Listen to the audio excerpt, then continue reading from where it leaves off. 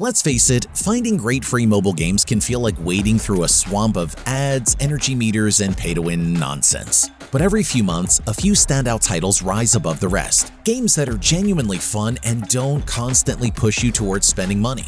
If you're looking for the best new free games to play right now, you're in the right place. Today, we're counting down the top 10 best free mobile games of September 2025. Let's dive in and see what's actually worth playing right now.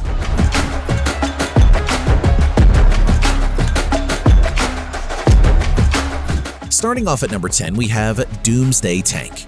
Doomsday Tank surprised me with how much depth it packs into a mobile action game. At first glance, it looks like a standard tank battler, but once you start playing, you realize there's a lot going on. The real-time combat is fast, responsive, and feels genuinely satisfying as you weave through waves of mutants and zombies, dodging their attacks while blasting them into scrap. What I really like is the strategy layer in between fights, upgrading weapons, crafting add-ons, and even tricking out your tank with paint jobs so it feels like yours. PvE missions with your robot sidekick keep the solo play fun, and when you're ready, PvP against real players is chaotic but rewarding. If I had to nitpick, the resource grind can feel a little steep after the first few hours, but overall, this one is a hidden gem.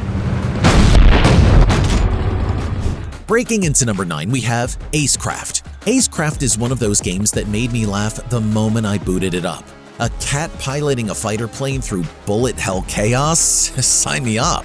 The Cuphead-inspired visuals are absolutely gorgeous, full of charm and energy. But don't let the cartoony look fool you. This game is tough. The difficulty curve ramps up quickly and you'll need solid reflexes to survive more than a few stages. What keeps me hooked is the variety of builds you can create, shields, bombs, speed boosts, and crazy combos that let you adapt to your playstyle. On the downside, the difficulty spikes might turn some players off, especially if you're not used to bullet hell games. But for me, that challenge is part of the fun. If you want something fast, stylish, and a little ridiculous, Acecraft is a blast. Coming in at number 8, we have Junkyard Rush Racing. This one feels like a throwback to the old arcade racers I grew up with. Scrappy cars, chaotic tracks, and plenty of mid-race boosts to flip the outcome in the final seconds. The customization options are surprisingly deep for a free game, letting you upgrade your car's performance and give it a personal look with paint, stickers, and wheels. The variety of modes is also nice, with time trials, tournaments, and elimination races mixing things up. That said, I do have a gripe. The handling can feel a little floaty at times, especially when you're trying to take sharp turns on the dirt tracks. It's not game-breaking, but it does mean you'll have to get used to some unpredictable physics. Despite that, I found myself coming back because of the variety in cars and courses, plus the sheer fun of chaotic arcade-style racing. Next up at number 7, we have Punch TV. Punch TV is just weird in the best possible way. It's a fighting game set on a TV wrestling program, and the whole thing feels like a parody of pro wrestling and Saturday morning cartoons. You build a team of fighters, each with their own strengths and weaknesses, and throw them into PvP or co-op battles. The art style is bold and goofy, and the special moves are completely over the top. I'll admit, the combat system isn't as deep as a dedicated fighting game on console, but it's more about the fun and chaos than esports level precision. The PvP is where I had the most fun, facing real players from around the world. And if you just want to mess around, co-op adds another layer of replayability. It's silly, it's lighthearted, but it works. And down to number 6, we have Chants of Sennaar. This is the total opposite of most games on this list. Instead of fast action or explosions, it slows things down and asks you to think. You play as the Traveler, climbing the Tower of Babel and bridging cultures divided by language. At first, you don't understand anything the people are saying and it feels confusing, but slowly you start piecing together meaning from context, tracking symbols in your notebook and building your own dictionary. When that light bulb moment hits, it's super rewarding. The hand-drawn art is gorgeous and unique, giving each culture its own identity. The only downside, it's not for everyone. If you're looking for constant action, this won't be your thing. But if you enjoy puzzles, patience, and clever storytelling, Chants of Sennaar is one of the most original free games you'll play this year. Moving on to number 5, we have Dunkadillo. Dunkadillo had me grinning from the first level. You play as Dill, an armadillo who doubles as a basketball. Yes, really. The physics-driven platform is surprisingly addictive, with levels that have you bouncing off walls, dodging bees, and smashing through breakable blocks. The boss fights are fun and challenging, and I love the extra touches like trading cards and unlockable characters that give you reasons to keep playing. The upbeat soundtrack and quirky art style add even more charm. But I have to be honest, the controls can feel a bit clumsy on touchscreens. With controller support, the game plays much smoother, but if you're on mobile only, it can sometimes feel frustrating when precision jumps don't quite land.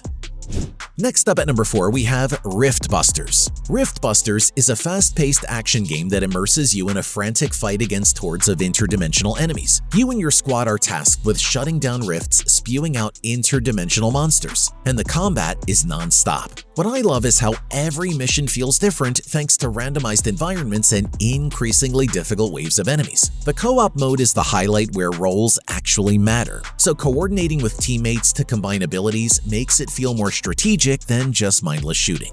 The RPG progression system gives you a real sense of growth as you upgrade weapons and abilities between runs. My only small complaint is that the solo experience isn't as fun as the multiplayer, but that's kind of the point. Coming in at number 3, we have Cat Quest 3. This perfectly delightful action RPG takes the series into swashbuckling pirate territory. Set in the fantastical Caribbean archipelago, you play as a cat privateer, sailing the seas, exploring oceans, and battling pirates to uncover the mythical Northern Star. The game blends charming 2.5D visuals with engaging combat, offering fluid attack combos, weapon swapping, and spell casting.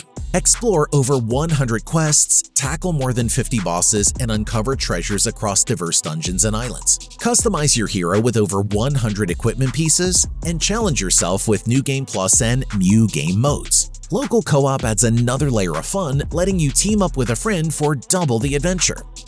Next up at number 2, we have Nightmares Within. This is a first-person survival horror game that plunges you into the eerie mystery of a deserted island. You play as Army Sergeant Noah, stranded on a foggy island with an abandoned hospital looming over everything. The atmosphere is incredible, from the creepy sound design to the unsettling visuals. It keeps you on edge the whole time.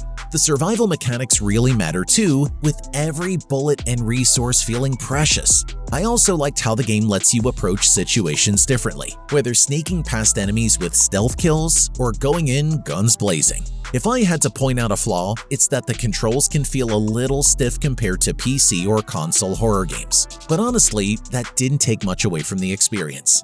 If you love survival horror, this one is a must-play. And finally, at number 1, we have Gran Velocita.